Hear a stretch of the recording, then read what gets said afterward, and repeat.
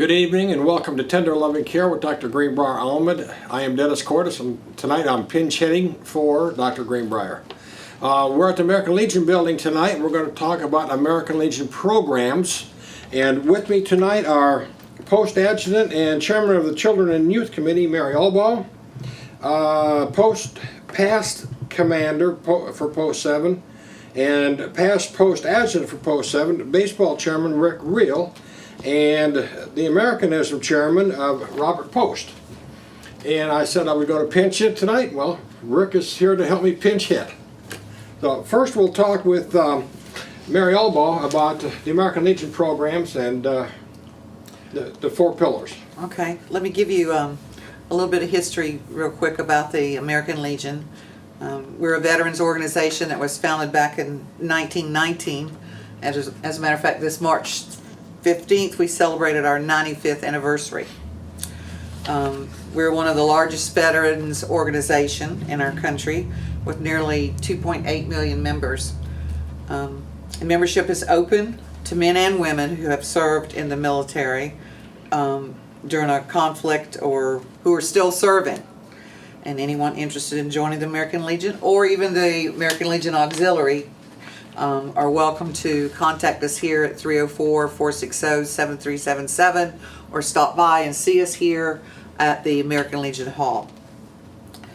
Currently our membership is about 260. Our post meets the second Tuesday of every month at 6:30 p.m. for a potluck and at 7 o'clock for our monthly meeting. And you are welcome to come join us. If you're a veteran and even not a member, please come join us and visit with us and share a little fellowship. The work that the American Legion does all falls under four pillars. Veteran Affairs, which is, we're the advocates for Americans' veterans. National Security, we're a friend of the military. Americanism, we're a spokesman for patriotic values. And Children and Youth, we are a sponsor for community-based programs for young people.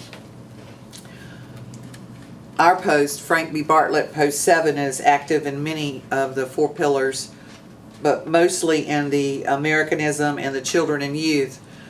We are a little farther away from a military base, and the VA hospital is the closest, except for where Rick is out there, military functions to us.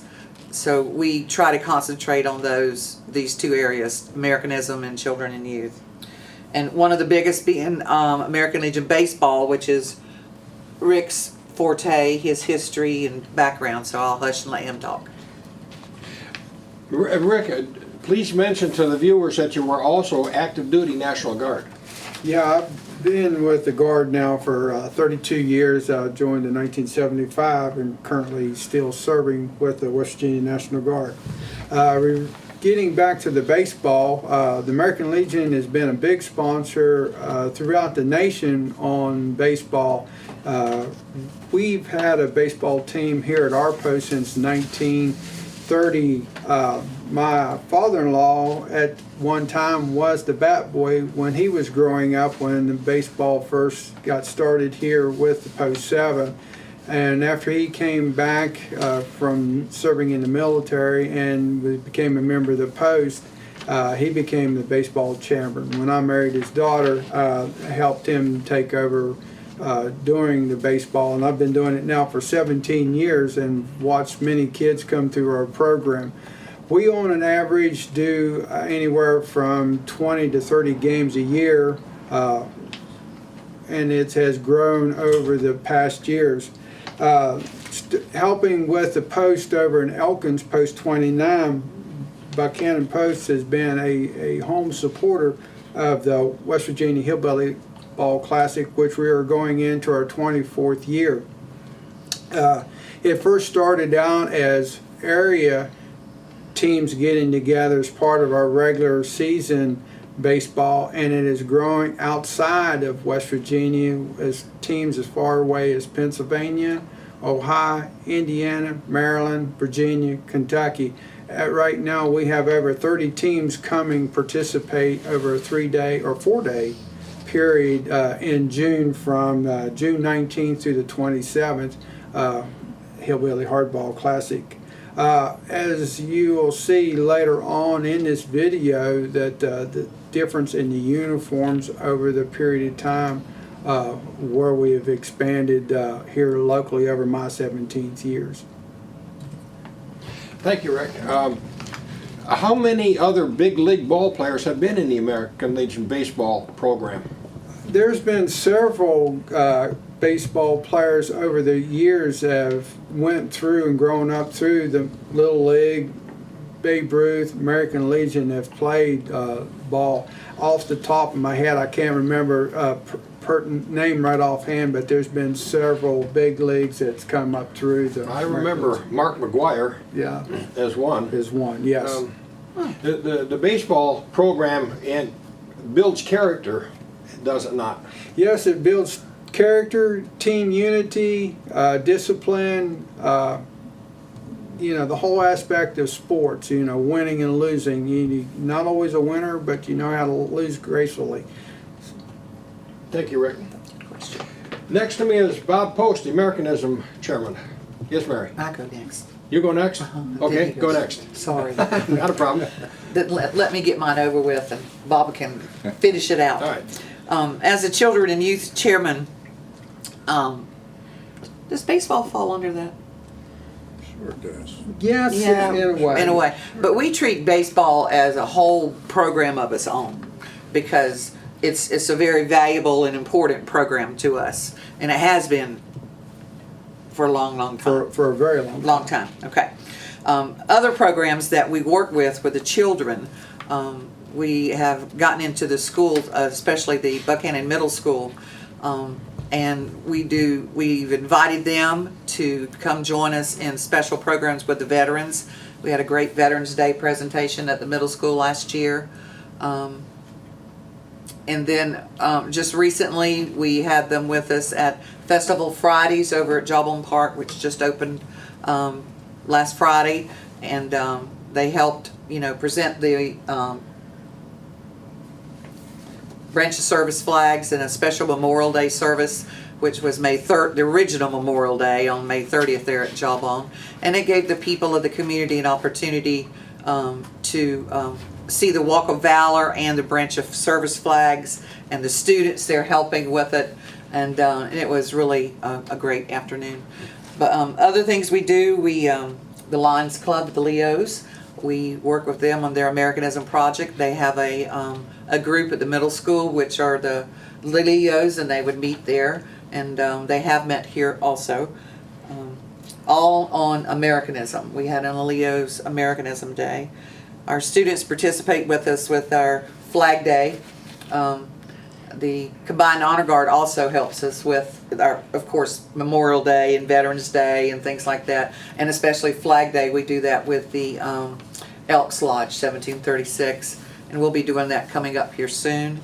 And our children and youth work, as children and youth, we work with the Buchanan City Police on their training they had for middle school age and high school age for their police city, what do they call it? Police Academy. Academy. Okay, Police Academy. And we open our doors here to the Legion when people need a place, especially when it's for the youth, like the DNR rep, I forget what his name is, but he needed a place to teach a class for 3 nights, so training. So when you get ready to go hunting, you got to have that so many hours of training in order to get your hunter's education, to get your hunting license. So we do things like that, and of course we don't charge them to do that. Just this weekend coming up, we're going to have 19 girls and 6 boys heading out, boys state, girls state, and we also do a lot of volunteering within the community, a lot.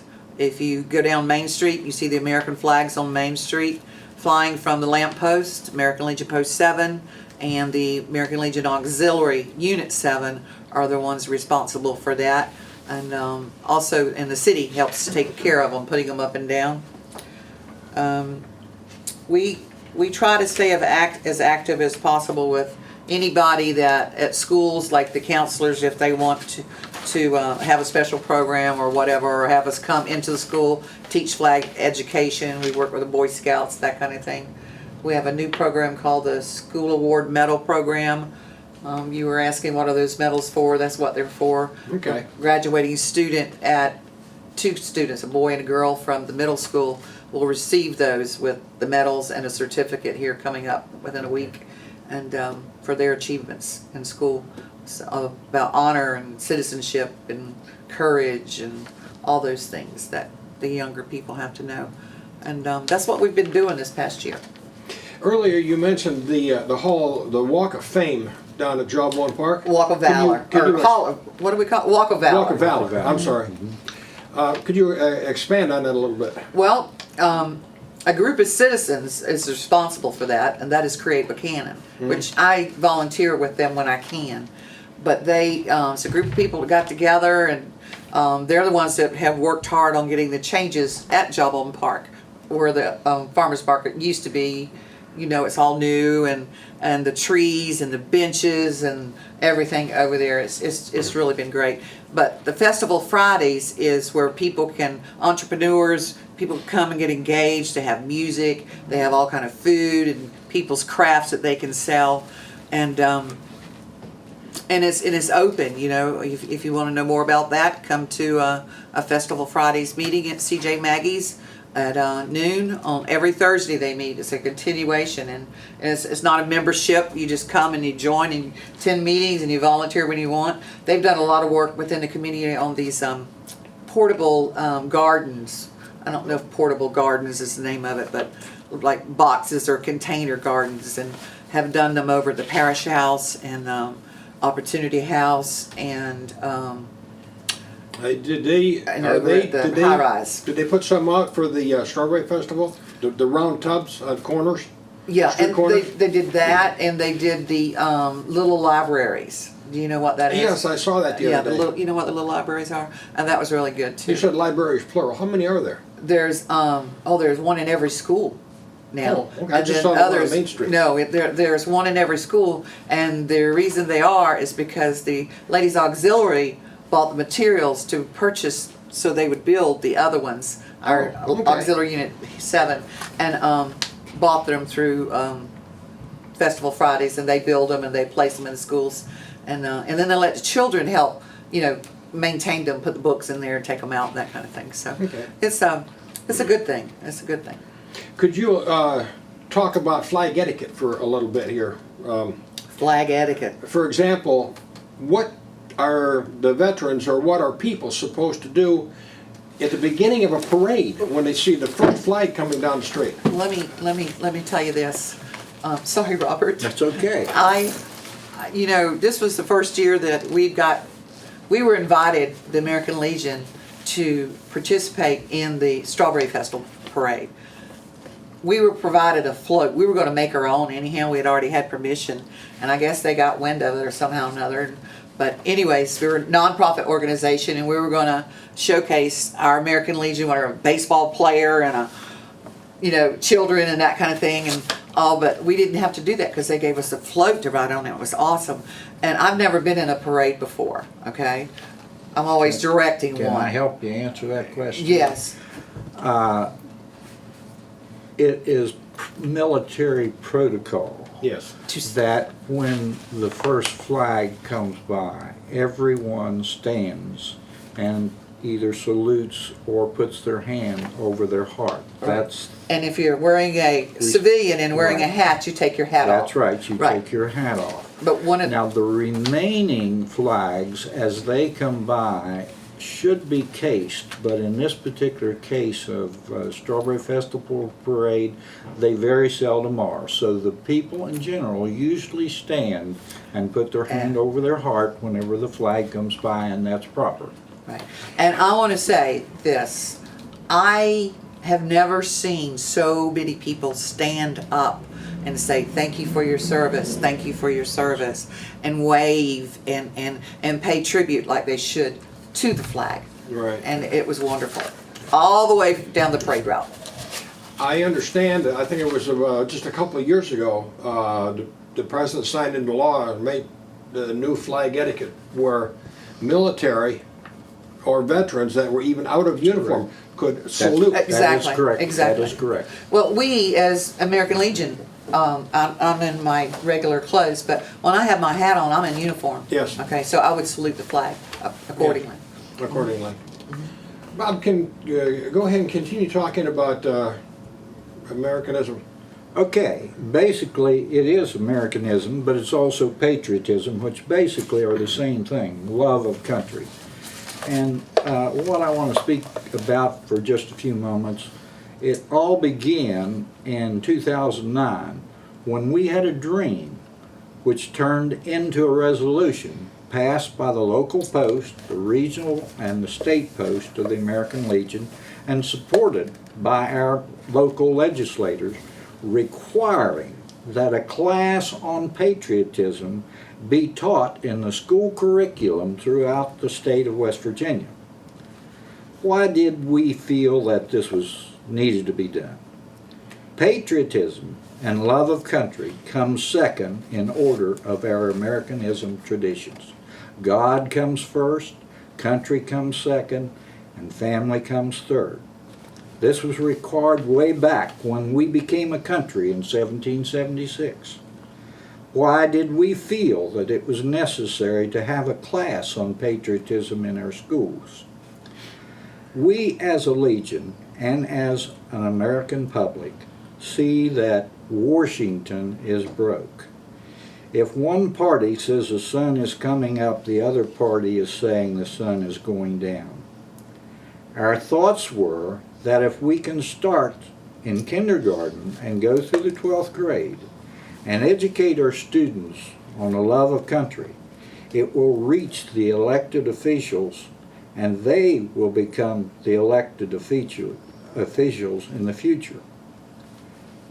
We knew this would take a long time in order to make this happen, but in 2012, the West Virginia Board of Education changed the school curriculum. And that's a hard thing to get done in the state of West Virginia. But we got the school curriculum changed to require that a class on patriotism be taught to the students throughout West Virginia in schools grades K through 12. It is our hopes that West Virginia, in being the leader of this particular project relating to patriotism, can be passed on to other states because they can do the same thing. And ultimately, it will become a domino effect throughout the country. Our vision would be complete to have patriotism taught in every school throughout the United States of America. That would be our ultimate goal. That would be great. And Yes. can I say something? Sure. Bob, I think you made a mistake. What did I do? Well, you said right there. In 2009, when it all began, you said we. It all started with an idea that Robert Post had.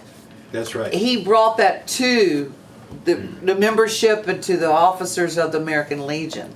He has been the one who has been the driving force Spearheading it. spearheading this project, and we're very fortunate, and so I can toot your horn a little bit if I want I to. thank you for that credit. But we did have a committee. Yes, we did. Yes, we did. Yeah. Yes, we did. We have a few minutes left. Is there anything any of you want to say in addition to what you've already said? There's a pregnant pause. Yeah. Well, yeah. I'd like to thank my fellow Legion members for being here with me today. I'm sorry that our post commander couldn't be here. And I thank you, Dennis, Channel 3, and Rodney for having us here. And We still got about 10 minutes. we got 10 minutes? Okay. Sure. Go, Bob. Go ahead. Okay, well, I'd like really to thank those in the West Virginia, with the West Virginia Board of Education. When we started this project on patriotism, Payne, what was his first name? I know him very well. Anyway, he was, at that particular time, the superintendent of schools. And later, it was Joria Marple. So we worked with two different superintendents of schools. Steve Payne. And when they, Steve Payne, absolutely. It just comes have up. sometimes I have trouble remembering my own name at my age, but that's neither here nor there. But I want to compliment and thank the West Virginia State Board of Education and all of our legislators who worked so diligently with us to get this project completed. When we first started out, we thought we would, we'd probably be satisfied if we only had it in one class in the school. But after we got into it, and Joey Wiseman, which is chairman of the civics class for the state of West Virginia, decided that it should be in each and every grade in the state of West Virginia. And another thing I want to mention, we are making DVDs by veterans who give their experiences while they are in the military. And this will be shown in the classrooms. We have one particular DVD that is complete at the present time that was done by Stephen Kuntz. And many of you will recognize that name. He was a best-selling author of 17 different books that he has been the author of, and he did a wonderful DVD on his what patriotism means to him. And this will be shown throughout the state of West Virginia in all the public schools. And that DVD was created and I guess designed and all of it, except for Stephen Kuntz's part, by Leslie Shreve II, who is Our post commander. our post commander's son. He narrated it and everything. Yeah, okay, it's the son, yeah. And we'd like to have you show that on TV3 one day. We'll try to get it on there. Okay, that'd be great. Dovetailing in with the Americanism is the baseball programs.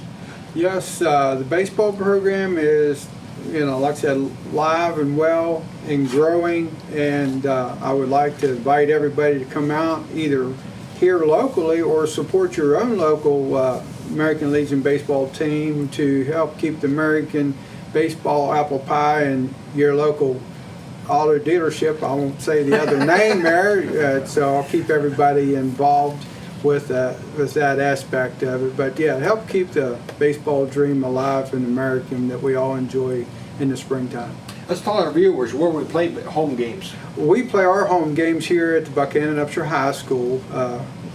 Most of our games will be on Tuesday and Thursday nights this year. Starting at what time, usually? Usually around 7 o'clock, depending on the schedule. Kind of watch the newspaper come out. The Record Delta here locally will cover our games for us. When we have the Hillbilly Hardball Classic, where are those games played? Those games are played in Elkins, in here in Buchanan, 5 different fields throughout offhand. Okay. Mary? Talk some more about the American Legion. I love the American. I know you do. I do. It's a great organization. It's a great organization. All the service organizations are. I do have one thing I wanted to, let me go back over here, doggone it, and say, it's, there it is. Just about everybody wonders about the future of our country, and we all wonder what we can do to preserve freedom for ourselves and for those to come. We must remember that we enjoy liberty today because millions of people in the past worked and sacrificed to build America. And today, millions of people every day support and protect our country and our way of life through great and seemingly small acts. And you know what? Each of you out there in TV3 land are one of those people, okay?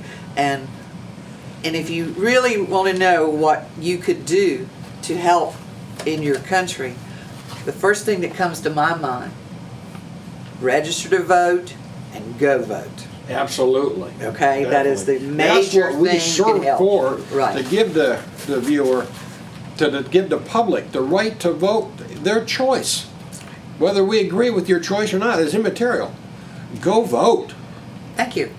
Yes. We still got about 4 or 5 minutes. Oh, we do? Sure. And before you go vote, learn about your candidates, you know, just don't go up there, click, click, click, you know, learn about your candidates, know what's going on.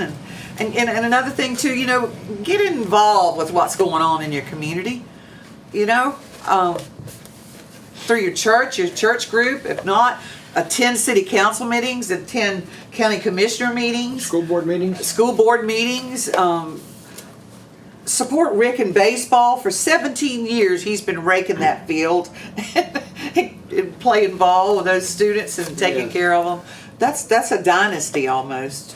But support your youth in every way you can. Respect your veterans and just I remember, be involved. Get involved. Get involved. I remember when I came home during the Vietnam era. It wasn't like this at all. No. No.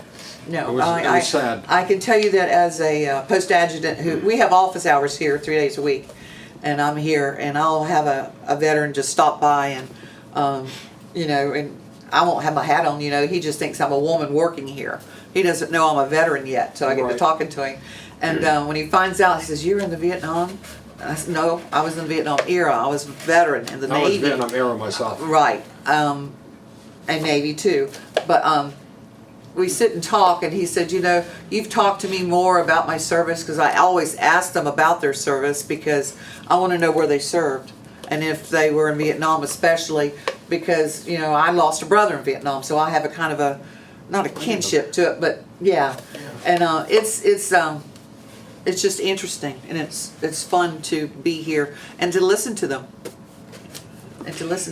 Rick, you're in the National Guard right now. And you've been in how many years? 32 years. 32 years. You're due to retire, aren't you? 4 more years. 4 more years? But a lot of that's active duty. You have to go active duty, right? No, all mine's been guard time. Guard time? Wow. And point out to our viewers that National Guard are veterans. Yeah, The second you swear yourself in to get sworn in, you are a veteran. that's right. Active duty or not, you are a veteran. Mary, you And were in the eligible Navy. for the American Legion. That's right. And you were in the Navy. Guess I was. Where did you serve? Boot camp, and Naval Air Station, Patuxent River, Maryland. I flew on VP-30s, Really? Okay.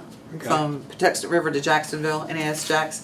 And then in Naval Station, Charleston, South Carolina is where I finished up my, which is all demolished now. No. Bob, you were Army, if I remember right? I was Army, and I wasn't in near as long as what Rick was. Total either. National Guard time and the U.S. Army was 9 years, 6 months, and 22 days. How many hours? I don't have the hours down, but I served on active duty during what was called the Berlin Crisis, if you'll remember when they had a problem in terms of the Berlin Wall, and our local National Guard unit was called up on active duty at that particular time. It also was very close to the time of the Cuban Missile Crisis, so I was in during this particular period of time. And that Air Force Bear over there, could you go get that, Dennis? The Air Force Bear? Uh-huh. Sure.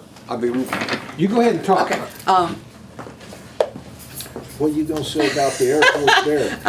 Our post commander and our district, which is Les Shreve, and our district 3 commander couldn't be here with us today. But when he does come in, he always leaves me, because I'm Navy, this message. Off we go into the wild blue yonder, gliding high. Put his head boots on his own. Here they come, zooming to meet our thunder. And boy, give it a gun. Down we dive, starting our break from under. On with one heck of a roar. We live and fame on the down airplane. Ain't nothing will stop the U.S. Air Force.